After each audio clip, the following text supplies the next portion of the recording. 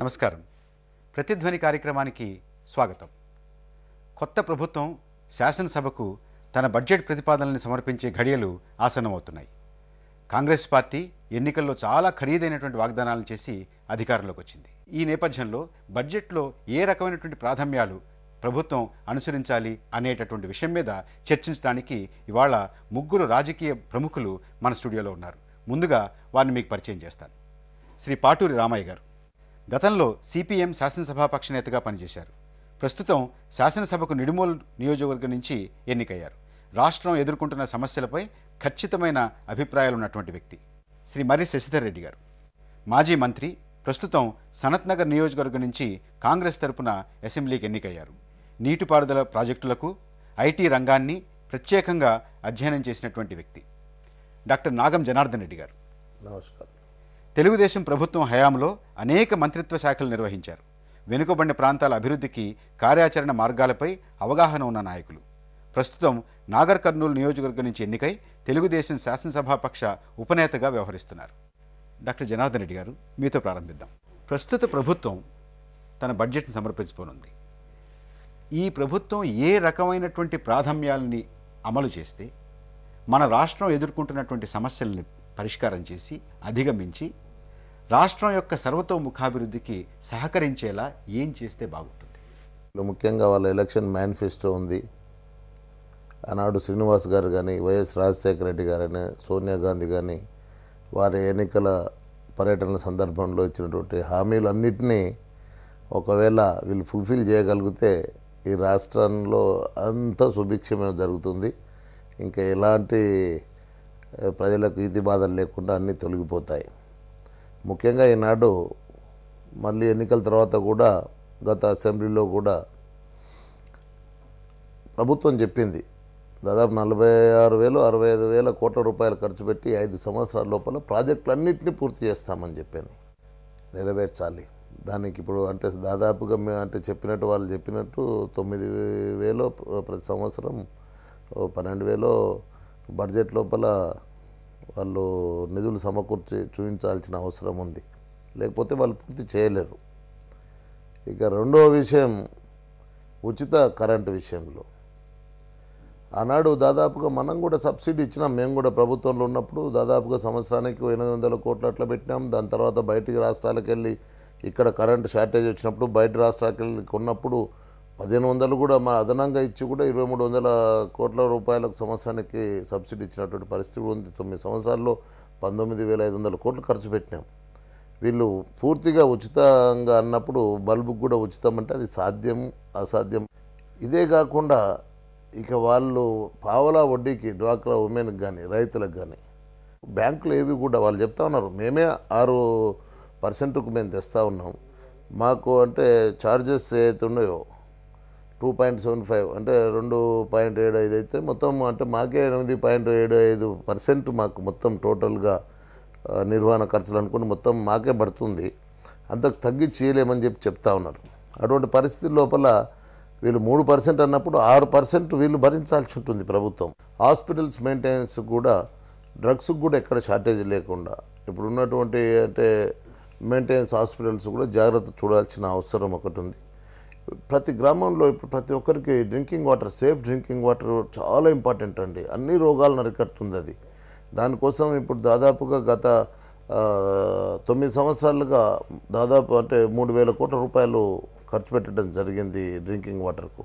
దానికి ప్రాధాన్యత ఇవ్వాల్సిన అవసరం ఉంది ప్రభుత్వం. శశిధర్ రెడ్డి గారు, మన రాష్ట్రం ఎదుర్కొంటున్నటువంటి ఆర్థిక పరమైనటువంటి సమస్యల్ని అధిగమించి రాష్ట్రం యొక్క అభివృద్ధికి తోడ్పడేలాగా ఈ బడ్జెట్ ఏ రకమైనటువంటి ప్రాధాన్యాలని కలిగి ఉండాలి? నాన్ ప్రొడక్టివ్ ఎక్స్పెండిచర్ తగ్గించాల్సినటువంటి అవసరం ఉంటుంది. నాన్ ప్లాన్ ఎక్స్పెండిచర్ దీనిపై దృష్టి సారించాల్సినటువంటి అవసరం ఉంది. జన్మభూమి ఇంకా ఇలాంటి కార్యక్రమాలు జరిగినాయి గతంలో. 1,000 కోట్ల రూపాయలు దానిపైన ఖర్చు పెట్టడం జరిగింది. చాలా చోట్ల సరైనటువంటి ఫలితాలు రాలేదు అనేటువంటిది కూడా ప్రధానంగా మనం చెప్పుకుంటూ వచ్చాం. ఇంకా కొన్ని కార్యక్రమాలు కేంద్రం నుండి వచ్చినటువంటి సహాయం కానీ, పనికే ఆహార పథకం లాంటి మనకు కేంద్రం నుంచి వచ్చినటువంటి సహాయం కానీ వీటిలో కూడా చాలా అవినీతి పేరుకొనుంది. ప్రాధాన్యత అనేటువంటిది ప్రత్యేకంగా మేనిఫెస్టోలో కానీ తర్వాత చేసినటువంటి ప్రకటనల వల్ల కూడా మనం గ్రహించుకోవాల్సింది. వ్యవసాయ రంగానికి అత్యధిక ప్రాధాన్యత ఇవ్వాలనేటువంటిది. వ్యవసాయ రంగానికి కావలసినటువంటి ముఖ్యమైనటువంటి నీటిపారుదల రంగం ఉంది. దానికి కూడా కారణాలు ఏవైనా చాలా ప్రాజెక్టు చాలా కాలంగా పెండింగ్గా ఉన్నాయి. కొన్ని 2 సంవత్సరాల్లో పూర్తి చేయాలనేటువంటి ఆలోచనతో ఈ మధ్య ఇరిగేషన్ మంత్రి గారు కూడా ఇచ్చినటువంటి ప్రకటనలో చెప్పడం జరిగింది. దాంతోపాటు 5 సంవత్సరాల్లో కొన్ని పూర్తి చేస్తామనేటువంటి మాట చెప్పడం జరిగింది. వాస్తవమే దీనికి కావలసినటువంటి వనరులు చాలా అవసరం. తర్వాత మూతబడినటువంటి పరిశ్రమలను కూడా మనం పునరుద్ధరించడానికి ఆలోచన చేయాల్సినటువంటి అవసరం ఉంది. ఉపాధి కల్పనపై అంటే గ్రామీణ ప్రాంతం సమగ్రంగా అభివృద్ధి చెందినప్పుడు అక్కడ ఉపాధి కల్పన ఆటోమేటిక్గా అంతా ఇంటర్లింక్గా ఉంటుంది. అయితే పట్టణ ప్రాంతాల్లో కూడా ఉపాధి కల్పన పైన కూడా ప్రత్యేకమైనటువంటి శ్రద్ధ వహించాల్సినటువంటి. రామయ్య గారు, ఈ ప్రభుత్వం ముందు ఉండాల్సినటువంటి ప్రాధాన్యాలు మీ దృష్టిలో ఏమిటి? ప్రాధాన్యతలు ఏటికి ఆ ఏడు మారుతూ ఉంటాయి. ఎప్పుడూ ఒకే రకంగా ఉండవు. ఈ బడ్జెట్లో ఉండాల్సింది ఈనాడు ఉన్నటువంటి రాష్ట్ర పరిస్థితుల్లో, ఆర్థిక సంక్షోభ పరిస్థితుల్లో, వ్యవసాయం క్షీణించిపోయిన పరిస్థితుల్లో మొట్టమొదటి వ్యవసాయ అభివృద్ధి కోసం ఒక ప్రాధాన్యతగా గుర్తించి చూడాల్సిన అవసరం ఉంది. రెండవది ఇండస్ట్రీ, పరిశ్రమల్లోనే విద్యుత్తు, అలాగే స్మాల్ స్కేల్ ఇండస్ట్రీ మన రాష్ట్రంలో పెద్దగా ఉన్నది. ఈ స్మాల్ స్కేల్ ఇండస్ట్రీ దాదాపు మూతపడి ఉన్నది. దానిని కాస్త జీవం పోసి దాన్ని కాస్త సరిచేస్తే చాలా మనకు ఉపయోగంగా ఉంటుంది. అందువల్ల ప్రభుత్వం ఈ బడ్జెట్లో స్మాల్ స్కేల్ ఇండస్ట్రీకి ఇవ్వగలిగిన ప్రోత్సాహకాలు, వాటిని తెరిపించడానికి చేసేటువంటి ఇవి కూడా అందులో ఉండాలనేది నేను అనుకుంటున్నాను. అట్లాగే ఇప్పుడు ఇండస్ట్రీ, ఇంకా పెద్ద ఇండస్ట్రీ ఉన్నది. వీటికి తోడు వైద్యం అనేది ఒకటి. దానికంటే ముందు ఇరిగేషన్ అనేది పెద్దలు చెప్పారు. ఇరిగేషన్ లేకుండా వ్యవసాయం లేదు. వ్యవసాయ అభివృద్ధి అంటే ఇక్కడ అందరూ గమనించాల్సిన పాయింట్ ఒకటి ఉన్నది. వ్యవసాయ అభివృద్ధి అంటే ఇరిగేషను, పెట్టుబడులు, విత్తనాలు ఇవన్నీ మనం చెప్తాం, ఎరువులన్నీ. కానీ భూ పంపిణీ కూడా వ్యవసాయ అభివృద్ధిలో ముఖ్యమైన భాగం తీసుకుంటుంది. డాక్టర్ జనార్దన్ రెడ్డి గారు, ఈ ప్రభుత్వం దగ్గర ఉన్నటువంటి వనరులు ఈ ప్రాధాన్యాలని, నీటిపారుదల ప్రాజెక్టులతో సహా ఈ ప్రాధాన్యాలని అమలు చేసేటటువంటి శక్తిని ఈ ప్రభుత్వానికి ఇస్తాయా? గతంలో కూడా ప్రభుత్వం దాదాపుగా వనరుల సమీకరణ లోపల చాలా ఒక ఆప్టిమం లెవెల్కి మనం పోయినాం. ఇప్పుడు ఇంకేదన్నా కేంద్ర ప్రభుత్వంకి వెళ్ళి వీళ్ళు అధికంగా నిధులు రాబట్టేటువంటి అవకాశం ఉంటే చూడాల్సిన బాధ్యత ఈనాడు అక్కడ కేంద్రంలో కూడా కాంగ్రెస్ ఉంది కాబట్టి, ఇక్కడ రాష్ట్రంలో ఉంది కాబట్టి ఆ బాధ్యత వీళ్ళ మీద ఉంది. ఇలా సింపుల్ ఎగ్జాంపుల్ చెప్తాను నేను. రాజశేఖర రెడ్డి గారు చెప్పినారు, మీరు 75 రూపాయలు ఇస్తున్నారు పెన్షను, నేను 225 రూపాయలు ఇస్తానని చెప్పినాడు. ఇప్పుడు దాదాపుగా 20 లక్షల పెన్షన్లు ఉన్నాయి. ఒక నెలకు 150 రూపాయలు అదనం చేస్తే 20 లక్షలకు 30 కోట్లు కావాలి. సంవత్సరానికి అది 360 కోట్లు అదనంగా అవుతుంది బడ్జెట్లో. ఇప్పుడు రేషన్ కార్డ్స్ కూడా అంటే ఈరోజు పెరిగినాయి. ఈరోజు గతంలో మనకు అంటే దానికంటే ఈరోజు దాదాపుగా సబ్సిడీ రైస్ మీద కూడా భారం పడతా ఉంది. ఇంకొకటి కూడా వాళ్ళు చెప్పింది, ఎలక్షన్స్ లోపల దాదాపు 2.5 లక్షల మందికి మేము ఉద్యోగాలు ఇస్తామన్నారు. అది మళ్ళీ ఆ 2.5 లక్షలు ఇప్పుడు అదనంగా ఇప్పుడు ఉద్యోగాలు ఇచ్చే పరిస్థితిలో ప్రభుత్వం ఉందా లేదా, అది ఇప్పుడు మళ్ళీ నిన్నమననే వేరే తిరిగి మాట్లాడుతూ ఉన్నారు కొంత. ఇప్పుడు అందుకోసం ఈరోజు ప్రభుత్వం ఏదైనా సరేనండి, ప్రభుత్వాలు ప్రజలు అంటే మార్పు కోరినారు సరే, కానీ మన వనరులను సమీకరించుకొని మన వాగ్దానాలు ఉంటే బాగుంటుంది. కానీ ఎన్నికల్లో ఇప్పుడు 100 అబద్ధాలు ఆడి ఒక పెళ్లి చేయన్నట్టు ఎన్నెన్న అబద్ధాలు లేకపోతే సాధ్యం కానీ అన్నీ కూడా చెప్పేసి అధికారంలో మాత్రం చేజిక్కించుకుందాం అనేటువంటి పరిస్థితి. పిండి కొద్దే రొట్టె అన్నారు. మనకున్న పిండి ఎంత, మీరు వేద్దాం అనుకునేటువంటి రొట్టె ఎంత? ఇది ప్రభాకర్ గారు, నేను భావించేది ఏమిటంటే ఇది ఒక పార్టీ పరంగా చెప్పేటువంటి మాట కాదు. ఒక బాధ్యత గల పౌరునిలాగా ఆలోచన చేసినప్పుడు వాస్తవమే మనం అనుకున్నవన్నీ కూడా కొన్ని సందర్భాల్లో సాధించేటువంటి అవకాశం ఉండకపోవచ్చు. అయితే 2 విషయాలు ప్రజాస్వామ్యంలో మనం చూస్తూ వచ్చాం. అసలు ఏమాత్రం సాధ్యం కాదు అని తెలిసినప్పటికి కూడా మనం ప్రజల ముందుకు వెళ్ళి చెప్తూ వచ్చాం. అది ఒక రకంగా జరిగింది గతంలో. అయితే కొన్ని సందర్భాల్లో మనం ప్రయత్నం చేసినప్పటికి కూడా అది సాధ్యపడకపోవచ్చు. ఏ విధంగా వనరులు సమీకరించుకొని రేపు బడ్జెట్ మీరు రూపకల్పన చేసే దాంట్లో సార్, రేపు పొందుపరిచే దాంట్లో బడ్జెట్లో మీరు ఇచ్చిన ప్రతి హామీ మీ మేనిఫెస్టో కేటాయింపులు చాలా స్పష్టంగా కేటాయింపులు చేసేటటువంటి పరిస్థితి ఇవాళ ఉన్నదా? మనకు వచ్చేటువంటి ఆదాయం అది ఖచ్చితంగా ఎంతుందో మనకు ఇంచుమించుగా మనకు తెలుస్తుంది. అయితే దాన్ని బట్టి మనం వనరులను ఏ విధంగా మనం డిస్ట్రిబ్యూట్ చేసుకుంటాం, అలొకేట్ చేస్తాం అనేది ఒక అంశం. చేపట్టదలుచుకున్నటువంటి కొత్త పథకాలు, ప్రతి పథకం by it self is viable, దాంట్లో అనుమానం లేదు. మనం ఇరిగేషన్ ప్రాజెక్ట్స్ గురించి ఆలోచన చేసినప్పుడు మనం ఇరిగేషన్ ప్రాజెక్ట్స్ చేపట్టనందుకు వెనుకబడిపోతున్నాం. ఆ ప్రాజెక్ట్స్ రావడం వలన అభివృద్ధి బాగా జరుగుతుంది, అన్ని విధాలుగా ఆర్థికంగా పరిస్థితి మెరుగుపడేటువంటి విధంగా ఉంటుంది. అయితే ఈచ్ వన్ ఈజ్ వయబుల్. ఇప్పుడు మనం ప్రత్యేకంగా నేను గతంలో చూశాను, టర్కీ దేశంలో ఒక టైం బౌండ్ ప్రోగ్రాం పెట్టుకొని వారు ఒక $32 బిలియన్, అంటే 150 లక్షల కోట్లు వాళ్ళు పెట్టి 15 సంవత్సరాల్లో they are able to construct huge projects, 22 irrigation projects, 15 అంటే మన అనుభవంలో మనకున్నటువంటి పరిస్థితులు ఇది సాధ్యమేనా? అంటే మనం ఆ దిశలో మనం ప్రయత్నం చేస్తే అసాధ్యమని మాత్రం కాదు, కానీ దీనికి చాలా కృషి చేయాల్సినటువంటి అవసరం ఉంటుంది. మనం ప్రాజెక్టు వారీగా ఒక్కొక్క ప్రాజెక్ట్ని మనం ఏ స్థాయిలో ఉన్నాం, ఎక్కడ ఉన్నాం, దాన్ని ఏ విధంగా, దాని వైబిలిటీ, దానికి కావాల్సినటువంటి పర్మిషన్స్ ఏమిటి, అన్నిటికంటే ఎక్కువ ఫైనాన్షియల్ టైఅప్స్ ఏమిటి, ఇంకా అవైలబిలిటీ ఆఫ్ వాటర్ మనకు ప్రాబ్లం లేదు. ఎందుకంటే ప్రత్యేకంగా గోదావరి ప్రాజెక్ట్స్కి వచ్చేసరికి అసలు కృష్ణాలో మనకు ఇబ్బందులు ఉన్నా గోదావరిలో ఎటువంటి ప్రాబ్లం లేదు. మీరు చెప్పినటువంటి మీరు ఈ ప్రాధాన్యాలను కనుక అనుసరిస్తే ప్రభుత్వం ఈ రాష్ట్రం యొక్క అభివృద్ధి జరుగుతుంది, ఉన్నటువంటి సమస్యలు తీరుతాయని మీరు కొన్ని ప్రాధాన్యాలని ఇవ్వడం జరిగింది.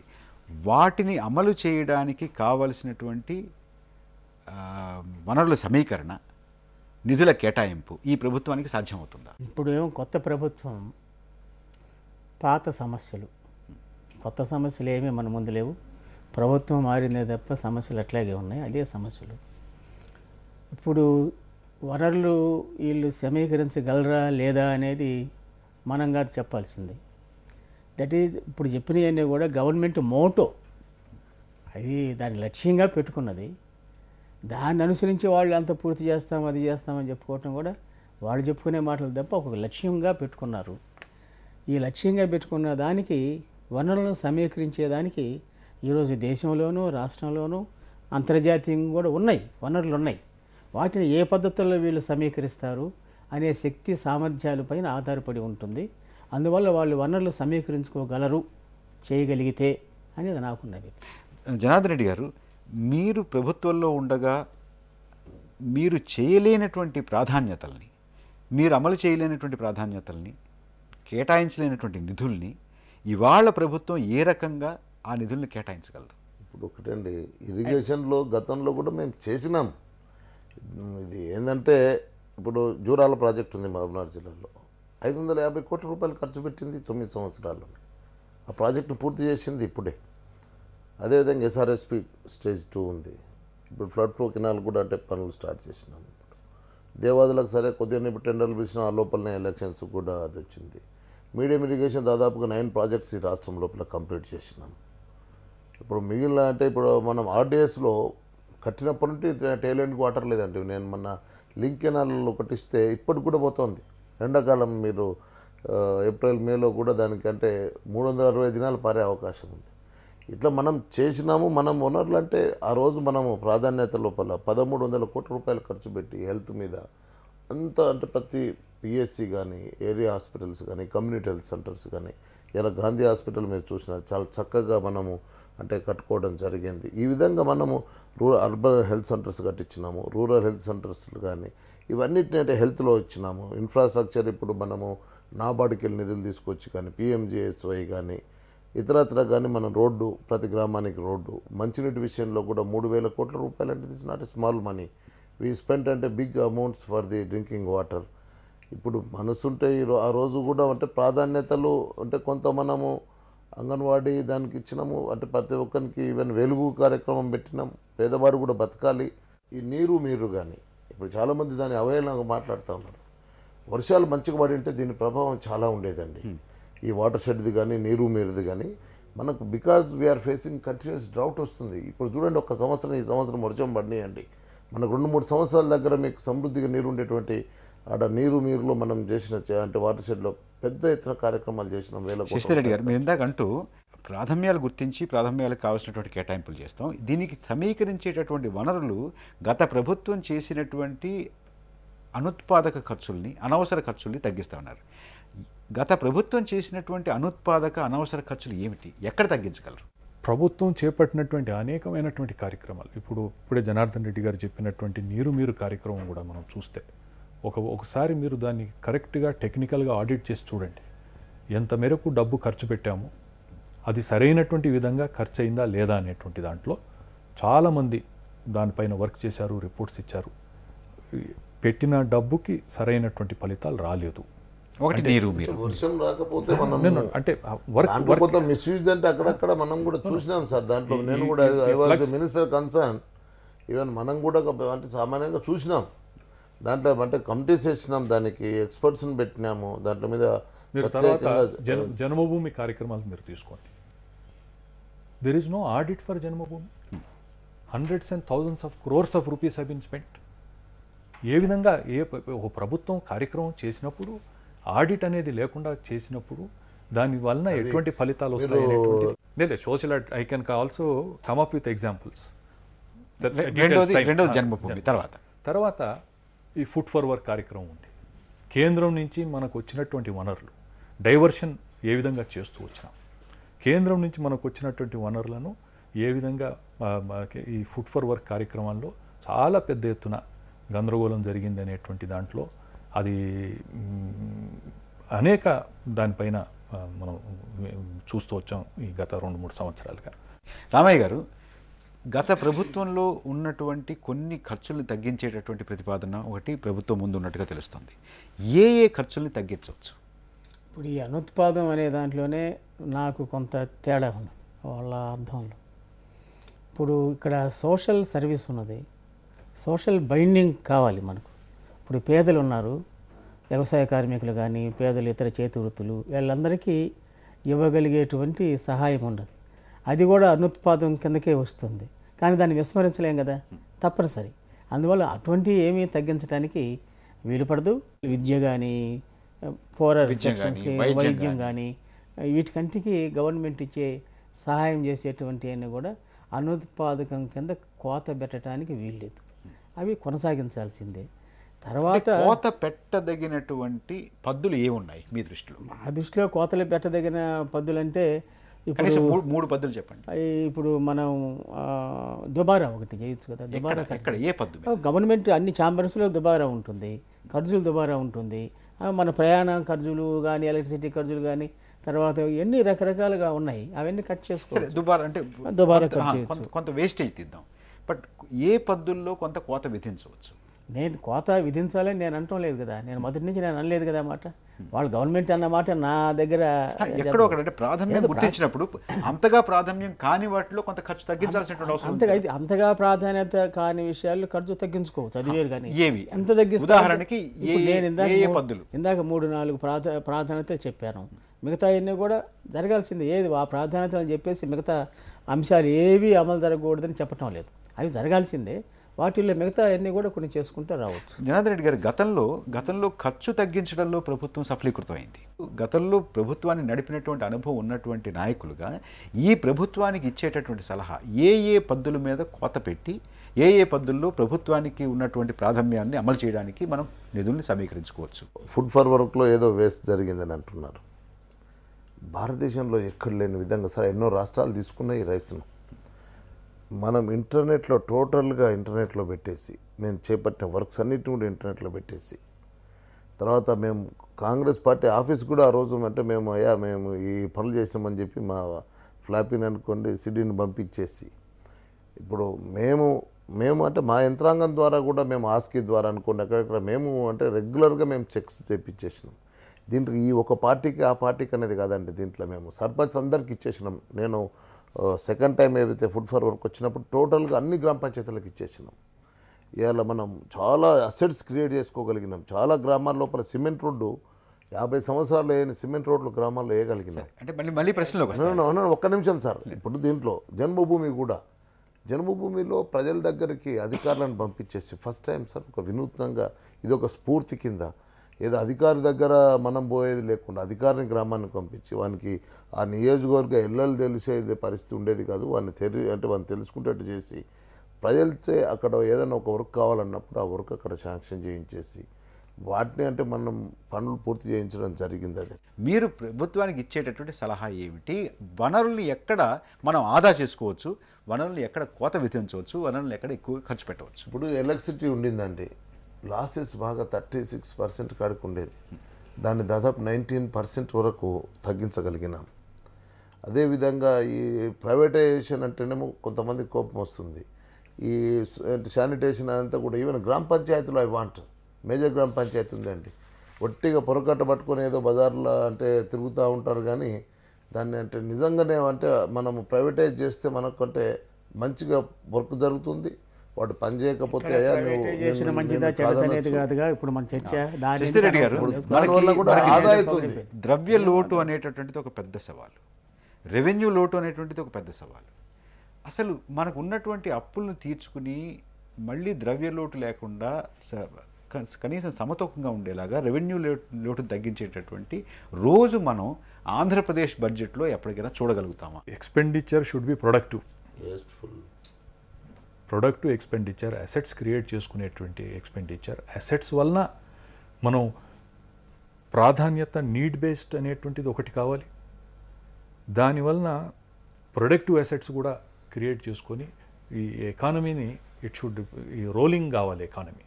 మనం కొన్ని ఓన్లీ హై విజిబిలిటీ అనేటువంటి ప్రాధాన్యతలు పెట్టడం వల్ల మనం దానివల్ల చాలా నష్టపోయినాం అనేటువంటి మాట కూడా గతంలో మీ ఉద్దేశంలో మనం సమతుల్యమైనటువంటి బడ్జెట్ని, ద్రవ్య లోటును పూర్తిగా నివారించి, రెవెన్యూ లోటును పూర్తిగా నివారించి మంచి బడ్జెట్ వేసుకోవడానికి ఇవాళ సాధ్యం కాదు. వచ్చి 5 సంవత్సరాలను 6 సంవత్సరాలు వేసుకోవాలంటే ఇవాళ నుంచి మనం మొదలు పెట్టాల్సినటువంటి చర్యలు ఏమిటి? నేను అంత ఆశలో లేను. ఎందువల్లంటే ఈ రెవెన్యూ లోటు కానీ ఈ లోటులన్నీ ఇవి కొనసాగేవే. ఎందువల్లంటే ఇట్ ఈస్ పెద్ద క్రైసిస్లో నేషన్ అండ్ అవర్ కంట్రీ ఒక పెద్ద క్రైసిస్లో ఉన్నాం. ఈ క్రైసిస్ని తట్టుకొని మనం ఏదో మిగులు బడ్జెట్ని, సమతుల్యమైన బడ్జెట్ని వేసుకోగలమని చెప్పి హోప్లో నేను లేను. అందువల్ల ఆ హోప్లే నేనేం చెప్తాను. అందువల్ల వీలైనంత వరకు తగ్గించుకుంటాం. వీలైనంత వరకు లోటుని తగ్గించుకునే దానికి ఇప్పుడు ఇందాక చెప్పిన కారణాలన్నీ పెట్టుకొని లోటుని మన వనరుల్ని పెంచుకోవాలి. దానికి అన్వేషణ జరగాలి. తగిన పద్ధతుల్లో, తగిన రీతిలో, తగిన చోటు నుంచి మన వనరుల్ని మనం సమీకరించుకోవాల్సిన పరిస్థితి ఉంది. మన రాష్ట్రం డబ్బు లేని రాష్ట్రం అని నేను అనుకోవటం లేదు. చాలామంది దగ్గర ఎక్సెస్ డబ్బు ఉన్నది. వాటంటిని ఎట్లా మనం సమీకరించుకోవాలి? ఏమైనా బాండ్స్ పెడదామా, లేకపోతే లోన్స్ తీసుకుందామా, ఇటువంటిని ఆలోచించుకొని మనం చేసుకోగలిగితే మీరు చెప్పిన విధంగా కొంత స్కోప్ ఉంటుంది. అటువంటి బడ్జెట్ కోసం కొంత మార్గం వేసుకోవచ్చు. బడ్జెట్లో కొత్త ప్రభుత్వం అనుసరించాల్సినటువంటి ప్రాధాన్యాల గురించి పెద్దగా భేదాభిప్రాయాలు లేవు. కాంగ్రెస్ పార్టీ తన ఎన్నికల ప్రచారంలో చెప్పినటువంటి ప్రాధాన్యాలని ప్రభుత్వం ఈ బడ్జెట్లో అవలంబించాలి అనేటువంటి మాటే చెప్పడం జరిగింది.